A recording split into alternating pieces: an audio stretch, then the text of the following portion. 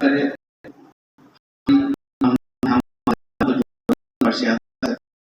بھول ہو جائیں. ہر انسان کی تمنا یہ چاہتا ہے. یہ شخص آیا بارگاہ کہتا ہے کہ میری کیوں نہیں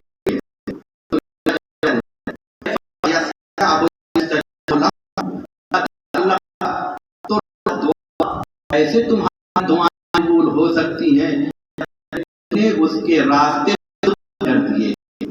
آگ اللہ کا بتا کہ تم نے کیا کیا بند کر دیا تو روکا دعا کے راستوں کو. یعنی معصوم خود بتانا چاہ رہے ہیں اگر دعا کی قبولیت چاہتے ہو تو اس کے کچھ راستے ہیں. ان راستوں میں سے ایک راستہ یہ ہے اپنے شکم کو مال حرام سے بچاتے چلے جاؤ. خدا تمہاری باتوں کو سنتا چلا جائے گا, دعاؤں کو قبول کرتا چلا جائے گا. صلوات پڑھ دے بر محمد و آل محمد.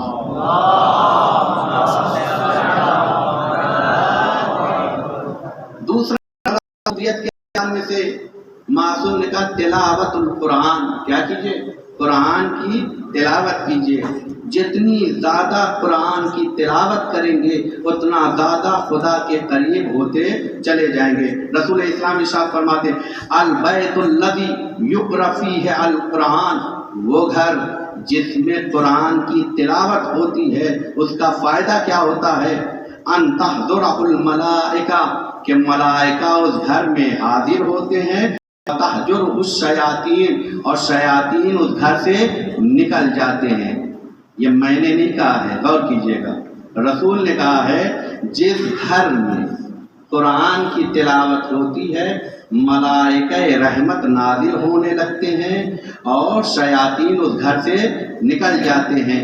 آپ لوگوں نے اپنی کتابوں میں پڑھا ہے دو چیزیں کبھی ساتھ میں جمع نہیں ہو سکتی ہیں. غور کیجئے, دن و رات جمع ہو سکتا ہے, خیر و شر ایک ساتھ جمع ہو سکتا ہے.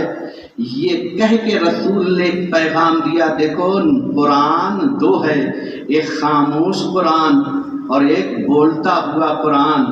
جب خاموش قرآن کی تلاوت کرتے ہو تو ہوتا ہے جس گھر میں رہتے ہو ملک نازل ہونا شروع کر دیتے ہیں اور شیاطین ہجرت جایا کرتے ہیں.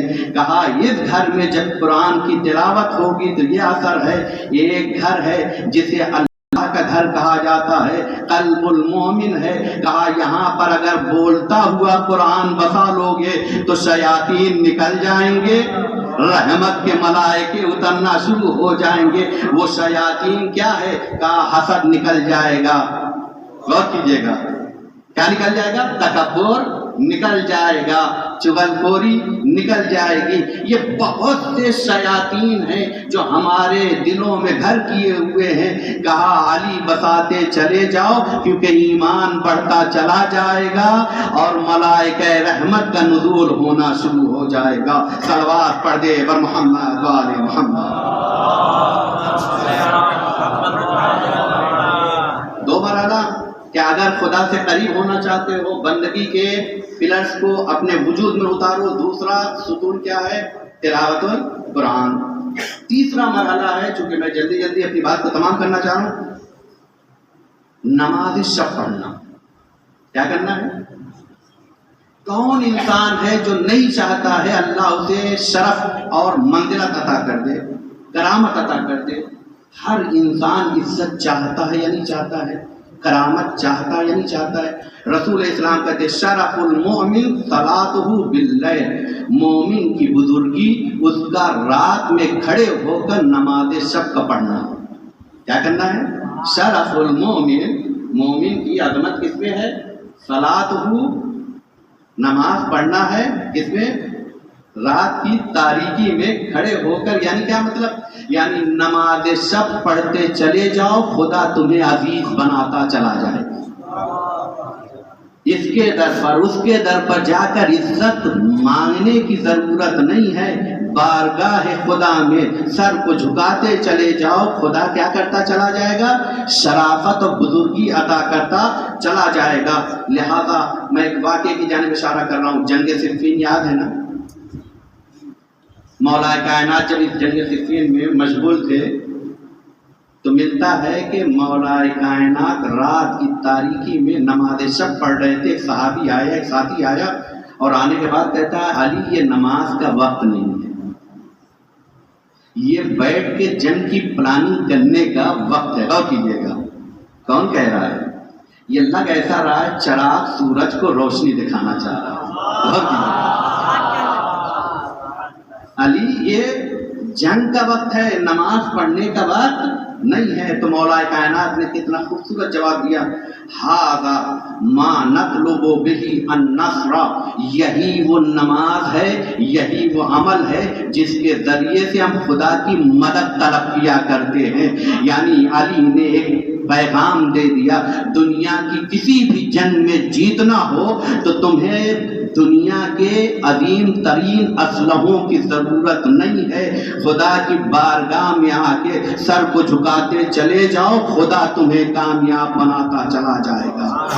یاد رکھیے گا ابھی کے حالات کا صرف میں اشارہ کر رہا ہوں، دنیا اپنے اہم ترین اسلحوں سے جیتنا چاہتی تھی۔ غور کیجیے گا دنیا اپنے اہم ترین اسلحوں سے جیتنا چاہتی تھی، لیکن علی والے نے بتا دیا سجدوں میں کامیابی ہے۔ غور کیجیے گا سجدوں میں کامیابی ہے۔ اگر سجدے خدا کی بارگاہ میں ہوتے ہیں تو خدا قدرت بڑھا دیا کرتا ہے۔ امام حسن نے یہی جملہ تو کہا، من عبد اللہ عبد اللہ لہ کل شیء، جو خدا کی بندگی کرتا ہے خدا کائنات کی اشیاء اس کے اختیار میں دے دیا کرتا ہے۔ صلوات پڑھ دے بر محمد وآلہ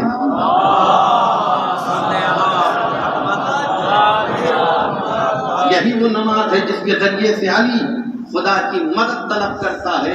تو نصرت خدا چاہیے تو سر کو سجدے میں رکھے، رات کی تاریکی میں آ کے خدا سے رابطہ کیا کرے؟ مضبوط بنائے۔ اور یاد رکھیے جناب ابراہیم خلیل اللہ ہے یا نہیں؟ عظیم انبیاء میں سے شمار ہوتا ہے یا نہیں ہوتا ہے؟ روایت میں ملتا ہے اللہ نے جناب ابراہیم کو خلیل کیوں بنایا تھا؟ دو سبب تھے، ایک یہ کہ یہ تنہا نہیں کھاتے تھے جب تک کسی کو ساتھ میں بٹھا کے کھاتے نہیں تھے۔ غور کیجیے گا ایک ان کے اندر صفت یہ تھی کہ تنہا نہیں کھاتے تھے، بلکہ ہمارا پورا فوکس کیا ہوتا ہے؟ ہم کھا لیں کوئی کھائے یا نہ کھائے۔ غور کیجیے گا غور کیجیے گا پہلا مرحلہ کیا ہے؟ کھانے پر نہیں کھلانے پر توجہ ہوا کرتی تھی۔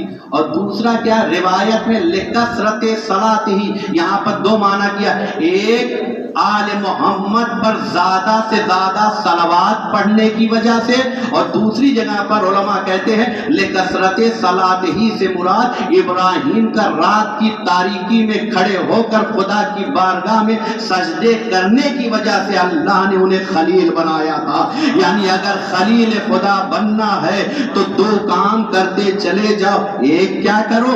کھانے پر نہیں کھلانے پر۔ دوسرا کیا کرنا ہے؟ غور کیجیے گا اللہ کی بارگاہ میں سر کو جھکاتے چلے جاؤ۔ لوگ پریشان ہوں گے کہ ان کے پاس آئیڈیا نہیں ہے، ہم تو اس کے ماننے والے ہیں جو خود بھوکے رہتے ہیں، وَيُطْعِمُونَ الطَّعَامَ عَلَىٰ حُبِّهِ مِسْكِينًا وَيَتِيمًا یہ کھاتے نہیں ہیں کھلاتے ہیں۔ ان کے در پر جو آ جاتا ہے تو کھانے کی نہیں کھلانے کی سوچتا ہے، اور یہ کلچر تبرک رکھ کے بتایا ہے ہم کھانے پر نہیں نام حسین پر کھلانے کی۔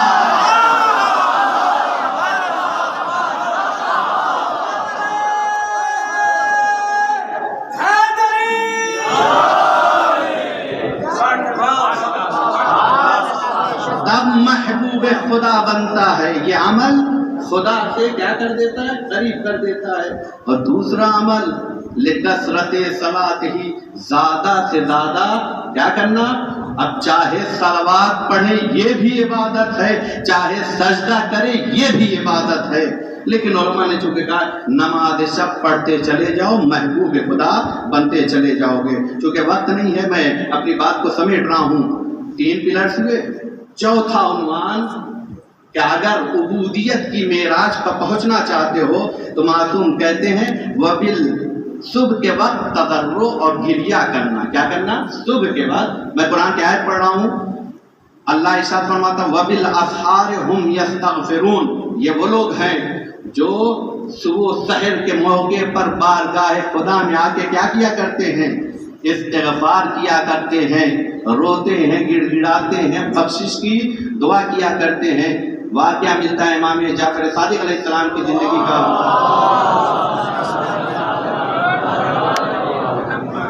ابو بصیر نامی ایک صحابی تھے جو آ کر مسجد کوفہ میں اس طرح سے صبح کے وقت گریا کرتے تھے کہ گزرنے والوں کے قدم ٹھہر جاتے تھے اور بے ساختہ زبان پر یہ لفظ جاری ہوتا تھا، یہ کوئی اور نہیں صادق کا چاہنے والا ابو بصیر ہے، آیا کرتا ہے۔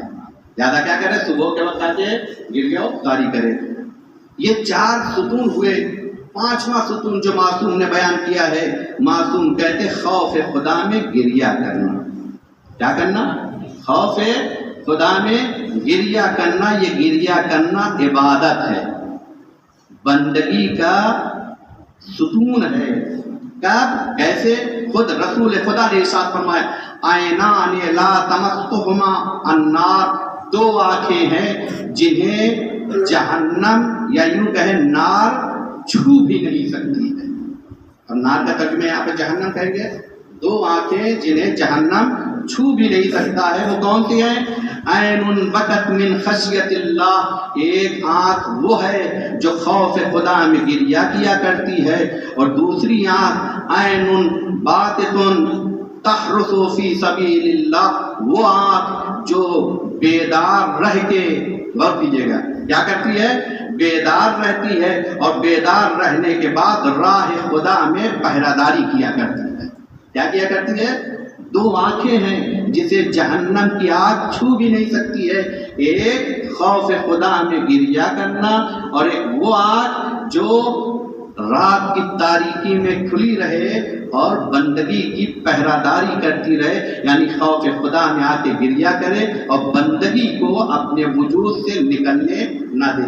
یہ 5 اگر ستون انسان کے وجود میں پائے جاتے ہیں تو پھر انسان بندہ بنتا ہے۔ غور کیجیے گا، العقل ما عبد بہ الرحمن، عقل وہ ہے جس کے ذریعے سے بندگی کی جاتی ہے، اور بندگی کا معیار علی ابن ابی طالب نے بتایا ہے۔ معیار بندگی اگر دیکھنا ہے تو ان 5 باتوں پر عمل کرو گے تو کمال بندگی۔ اور یہ کہا نہیں ہے، آل محمد کی بارگاہ میں آپ آ کے دیکھیں رسول کون جسے اللہ نے اپنا بندہ کہا، اور ایسا بندہ کہا ہے کہ میرے حبیب تھوڑا سا آرام کر لیا کرو۔